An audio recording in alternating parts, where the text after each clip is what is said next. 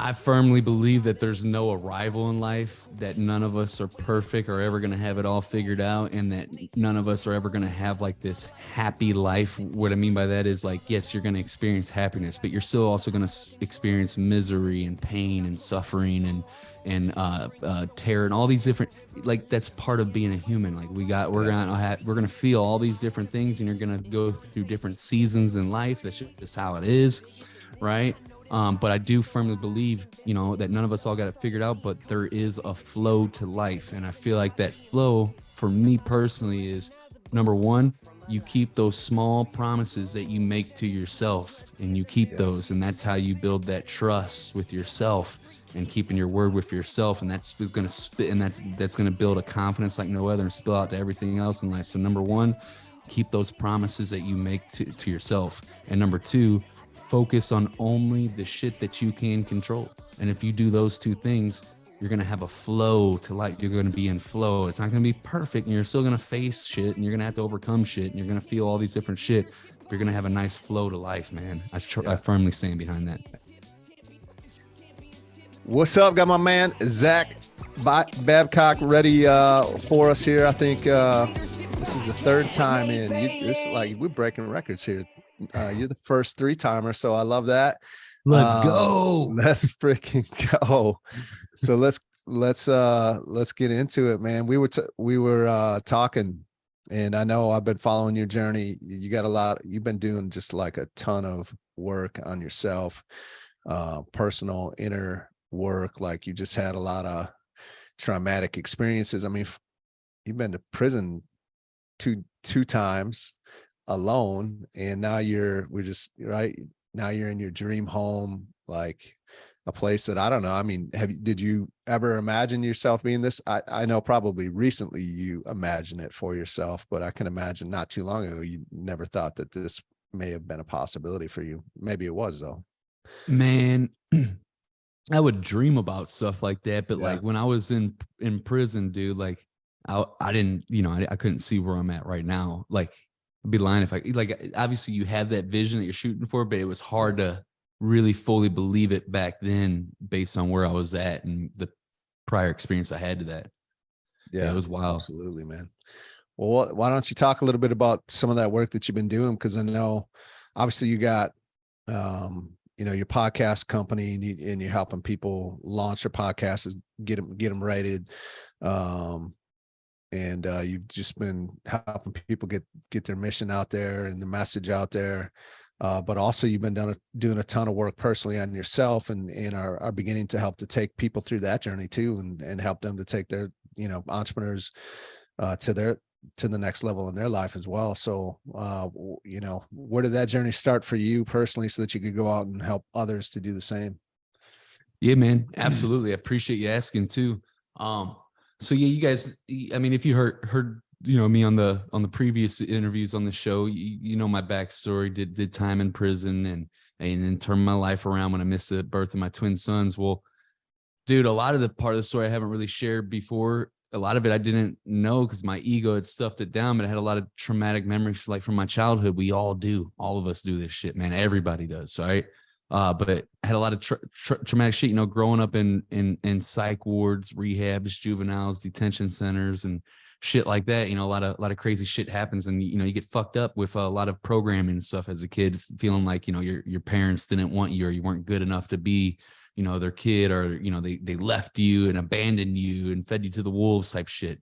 Yeah. Like, that shit's real, and that's how I felt like, when I was in a psych ward, when I felt like I was going to die 24/7, the 5 days I was in there, and getting fucking woke up at 2 a.m. in the morning with them plunging fucking drugs in my arm and taking my blood. And I don't know what the fuck they were putting in me. Like, that shit's crazy, man. But, long story short, man, I had numbed myself all throughout my, adolescence, and did crazy extreme things to kind of just feel alive or whatnot, and that's led to me, doing the drugs and going to prison.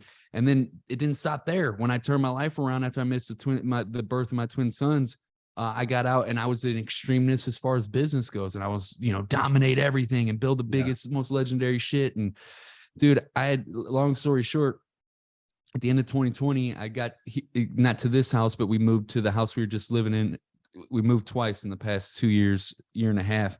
The first house that we moved to though was like, wow, because we had moved out of the North County, the ghetto part, and our daughter had finally could have her own room instead of sleeping in our closet, you know, as far as the nursery goes. And so that was like, wow, you know, did that. And then the next month I had 10 entrepreneurs fly from all over the US to Pensacola, Florida for a mastermind that we held at a beach house down there.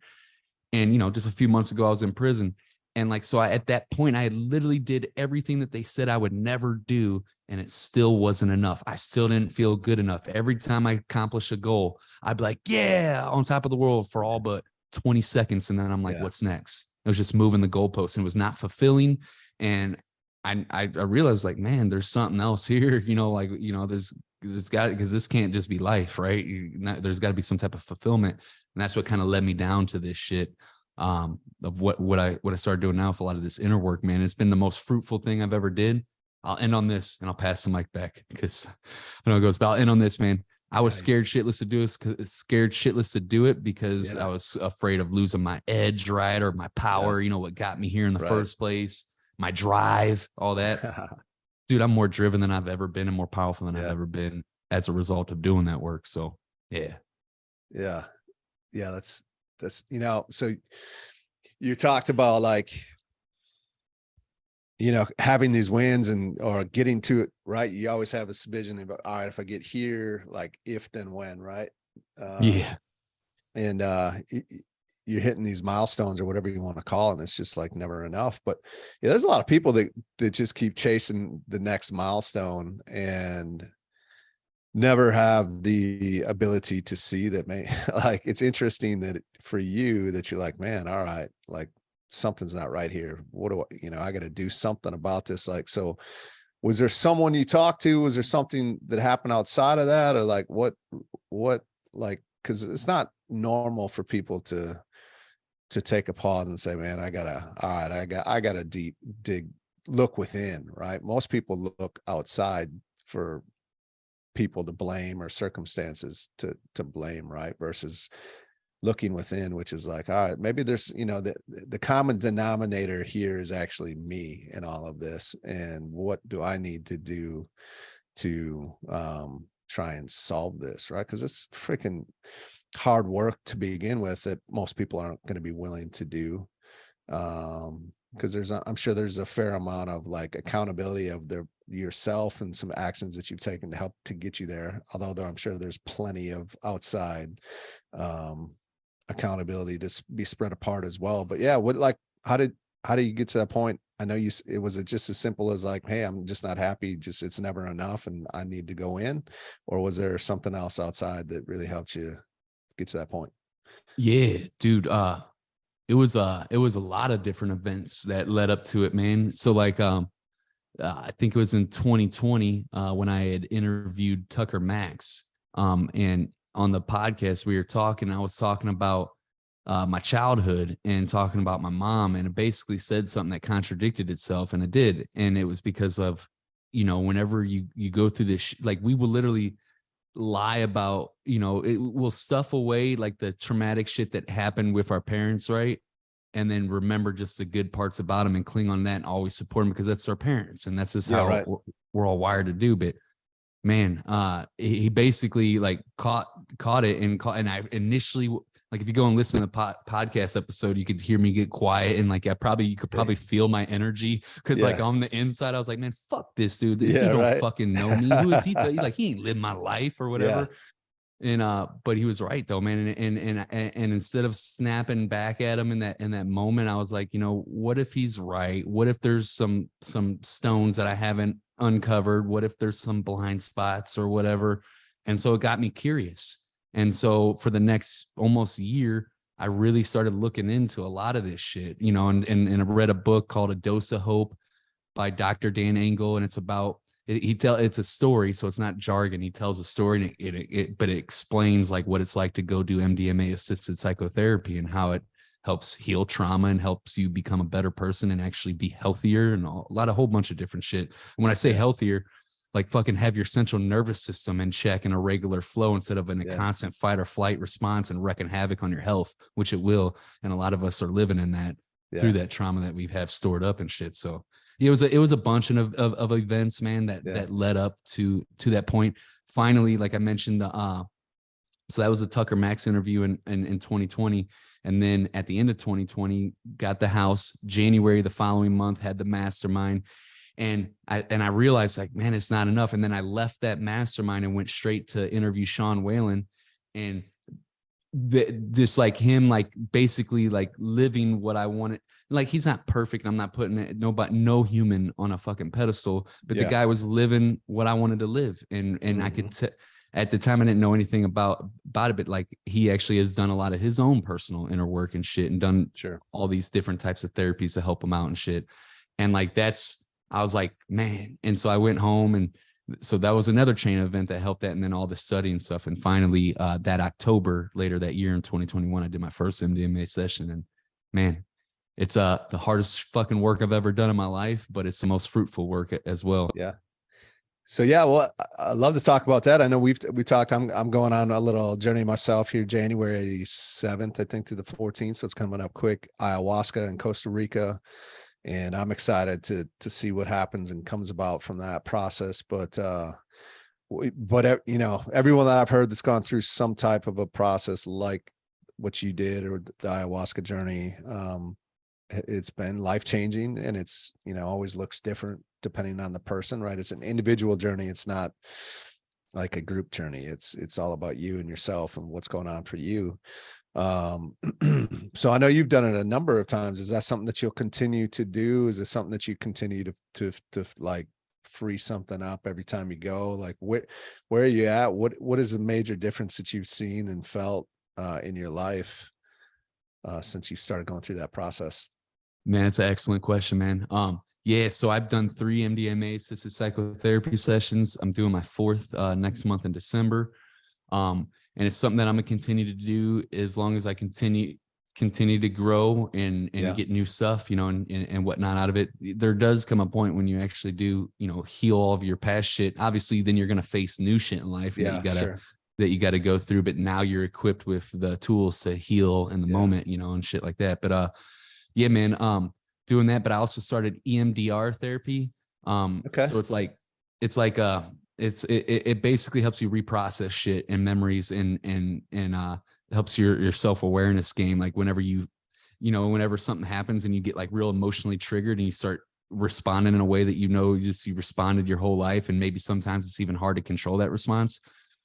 Yeah, it helps you become aware of that shit and then be able to choose new paths and stuff. It's fucking wild, because I used to think like, oh dude, I get to make every choice and I got power over all my decisions, but I had blind spots until I became aware to my self-awareness. And it's hard to explain until you like really experience, but when you become aware of it, then you have the power to choose. But if you have something that you're not aware of that's running in the background that just is a normal response and you're not even fucking aware of it, and that a lot of people have this, right? You got to be able to have the self-awareness to actually change it. So been doing the EMDR. Wow, that was a tongue twister. And I'm looking into neurofeedback because I've for me personally, I've had a long history of dissociative behavior. Like that's been like how I cope. That's how I learned how to cope. Now that I'm aware, though, I feel I'm getting really more in touch, in tune with my body and the sensories of my body and feeling shit. But like I've done a lot of disassociating, from like real traumatic memories and shit. Like when my dad died when I was 7, I was talking with you about it. My sister's hugging on my mom and she's crying her heart out, and I'm not even crying, and I just like numb myself out and ice it out and was like stuffing it, and like disassociating was what I was doing. And this neurofeedback helps train your brain waves to get to where it's not in like a beta wave all the time. It's like an alpha. And by the way, everything I'm talking about, you got to go talk to a medical professional, because I'm not a fucking doctor, bro. For sure. 100%. Yeah, definitely. Yeah, we are not experts in any of these fields. We're just two minions, like trying to figure it all out, right? Just sharing our experience. That's it. Yeah, that's it. So well, how's it showed up for you though? Like in what ways has this started to So I'll give you specifics. Show up in your life. Yeah, dude. Like recently. So like there's a lot of times like me and my wife fucking get into it, right? Like there's times where we want to fucking like fuck you, go kick like at it, right? And there's a lot of times for me, what I'm noticing is like whenever I do something and necessarily she isn't necessarily doing something wrong, but she'll like point out something that, you know, maybe she wanted done better or something that I didn't do right. And like, for me, that would trigger like the, I'm not good enough for you thing that was a real common thing as a child where I didn't feel like I was good enough to be my mom's son because she put me in a psych ward when I was 9 and I felt like I was going to die. Like for real, that's shit I had. So whenever that come up, I would get like, I would either be like, respond in outbursts like fuck you, you know, you go do it or something, you know, because I was hurt on the inside, or I would ice it out and disassociate and just numb her out and not communicate and shit. Like those were like a lot of times I was doing that for a long fucking time. And now I'm noticing as it's happening, myself getting worked up and getting triggered and shit, and I'm able to choose a new response and talk with her and communicate and actually tell my wife how I feel, how I really feel, instead of like trying to mask it in rage and shit. Like, you know, when you do shit like that, I know, you know, you're not necessarily doing nothing wrong. You're communicating what your expectations, what you want. Sometimes, you know, whenever you don't praise me for the stuff that I did do right and you just go straight to the negative, it makes me feel hurt, or, you know what I'm saying? So shit like that, man, like it's been a game changer. And that, instead of us fighting and our kids seeing that shit, dude, like the impacts of that, think about that. You know what I'm saying? Yeah, like, and that's just one example. There's a whole lot, but yeah, man. Yeah, absolutely. What's do you get any pushback from any of that? Like, I know, cause you're super, I mean, you share your life really well publicly, right? And what's going on and what you're doing. And, you know, some people, you know, are you just out there and want to push back, right? And have their opinions about certain things. And, you know, do you get any of that? Does that come back to you from sharing this process and this journey? Because like, you know, we're listening, we're sharing what we're doing or what we're up to or what works for us. And by no means does that mean anyone else needs to go and do that. Doesn't, you know, I'm just open to trying different things to get better so that I can serve other people at a higher level. Like that's what it's all about for me. And what am I missing out on? What would truly be possible if I did? And you know, what, you know, so I mean, that's kind of my thought process on a lot of different things. And I watch people do certain experiences or work on themselves all the time. And, you know, sometimes it's like, yeah, that's not for me. I mean, it's not right now, at least. Right. And maybe it will be down the road. But others, you know, are not that way. Right. Yeah. Not everybody's going to do it. And like just like you said, man, like, dude, I'm not out here saying, oh, you need to go fucking work on yourself or whatever. Right. I'm just sharing my own experience of me working on myself. You know what I'm saying? Like, I'm just sharing what I'm going through in life and what I'm experiencing and how it's impacting me. And, you know, maybe that impacts somebody else. I know I was impacted when Tucker Max shared on my podcast his shit, you know, and that kind of got me going down this specific path of healing and shit, or inner work or personal development, whatever you want to call it. But yeah, you know, so yeah, of course you're going to get pushback. And of course there's going to be people that are scared of doing this, that are going to try to attack you for doing it because they're projecting on you because they don't want to go face their own shit. And so they're going to try and say what you're doing is weak, or what you're doing is pointless, and leave it. It's in the past or whatever. Bullshit. You know, it comes to a point where that shit's going to rear its ugly head and you got to go and deal with it. You know what I'm saying? So, you know, whenever the time's right for you, you know what I'm saying? I'm not, like you said, I'm not pushing that shit. I'm just sharing, you know, how I'm experiencing it. Yeah. 100%. Anytime anybody, like if someone really had an opinion that, you know, that they thought it was bullshit or whatever, like, but they really like knew who they were, they wouldn't need to respond or comment about anything. They would just move on. Right. Yeah. Like, so those, like you said, that have to make a point to call it out or whatever. Yeah. It's just like, they got their own there's shit. a ton of shit going on for them that they just haven't had the courage and the strength to take a look at. So yeah, 100%, man. How has this impacted you inside of what you do professionally from the business standpoint? Because I know there was maybe a part of you that was like, man, I hope, I hope this doesn't like burn down everything that I've built up because of who you were to get you where you are. Right. So Yeah. I know that's always something in the back of my mind. So, obviously it hasn't for you. And I feel like if it probably more than likely has only strengthened it and gave it momentum. But Yeah, without a talk to doubt, that. man. Yeah. And so, dude, I was scared shitless of losing that drive, that edge, Yeah. that fucking, that darkness part of me that we all have, that helps you climb out of some really shitty shit, right? To get you where you're at. Like, I was scared of losing all those different pieces, right? My power, right? Is what I was calling it. Yeah. And it did help me get out of the fucking ruins into a really good life, right?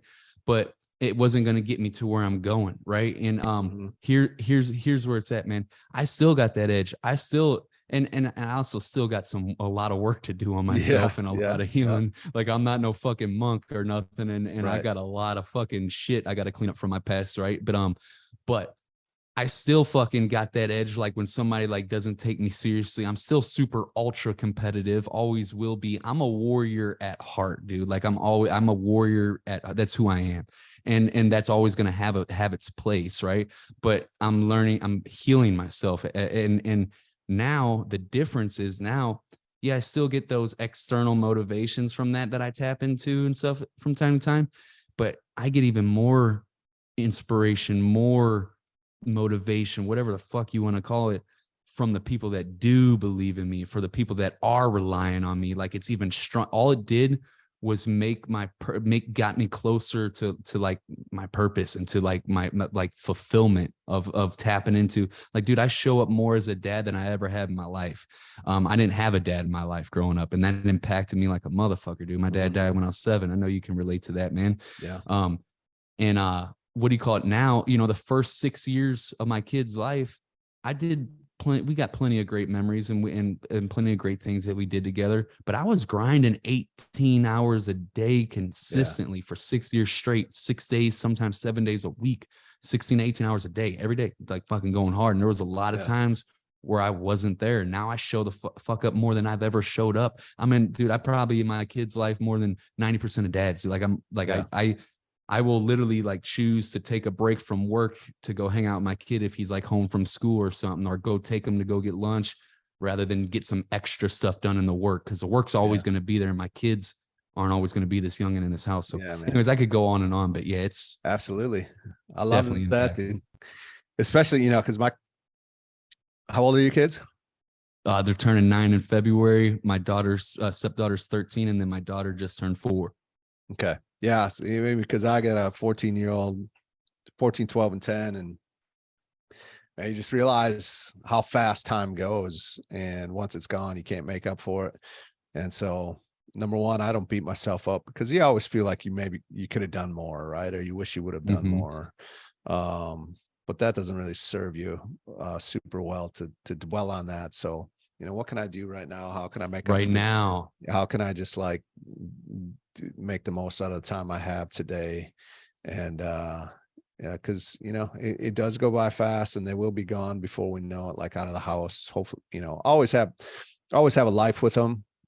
Ideally, right? If you show up a certain way, they always want to be a part of your life, and you still get to share memories with them. But that is also the cycle of life. They got to move out and move on and create their own life. But how can we take advantage of the time that we have right now, no matter what has happened? Like, choose today to just draw that line in the sand. And in families, we talked about it on your podcast, relationships are everything. Well, those relationships are like number one. So take care of the people that matter the most to you, instead of serving others that you don't really even know that well. I mean, your clients are important, but they're not more important than your family, period, than the people under your home. Yeah. 100%, man. So dude, my bad, but just to piggyback off of that, like, even if like your purpose, like, you want to impact all these lives and lead this, right? Well, the most impact you're ever going to make in this world is at home. and Yeah. keeping your home in order first and foremost. That's the biggest impact and the biggest contribution to society you can make is, number one, governing yourself and keeping yourself in order and growing and leading yourself the right way. And then boom, you're keeping your home in order. To me, in my own personal belief, it's the biggest impact you can make. Yeah. 100%, baby. We wrap this up. Like what's something that you could give to the listeners, all the work that you've been doing and all the things that you've been up to and, you know, the impact and the difference that you're making. You know, I think that's why the listeners are here to listen, to hear from those, to see what they're doing, to see what works for them, again, to, you know, not necessarily to try it all on, but to find the things that really resonate and land with them. So yeah, what's maybe something you could give to somebody, that's in a little bit of a rut, or might be in that place where you were, right, in Pensacola, like, man, what's going on? Like, I'm winning, but it's not enough. Yeah, I'm not winning. Yeah, dude. I firmly believe that there's no arrival in life, that none of us are perfect or ever going to have it all figured out, and that none of us are ever going to have like this happy life. What I mean by that is, like, yes, you're going to experience happiness, but you're still also going to experience misery and pain and suffering and terror and all these different, like, that's part of being a human. Like we're going to feel all these different things, and you're going to go through different seasons in life. That's just how it is. Right.